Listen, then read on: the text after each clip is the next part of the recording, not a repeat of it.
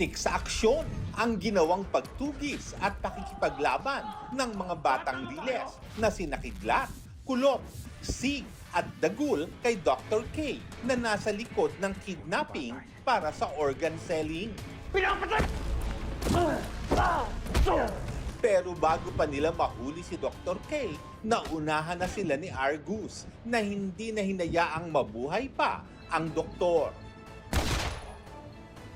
Pero hindi pa tapos ang bardagulan ni na Miguel Tan Felix, Kokoy De Santos, Rahil Birria at Anton Vinzon. May padating kasi silang kalaban na mas matinik at mas malupit. Siya si Jackson, ang karakter na ginagampanan ni Paulo Contis. Kakampi ni Matos na ginagampanan naman ni Bruce Roland. It's a very challenging role, very physical kasi sobrang action siya. Tapos syempre, kailangan mo sumabay kina di ba, kina Kokoy, kina Miguel, kay Bruce kasi puro masisigla yung bata eh.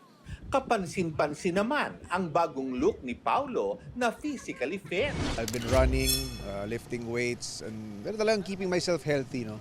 Ngayong Biyernes ay ipagdiriwang ni Paulo ang kanyang 41st birthday.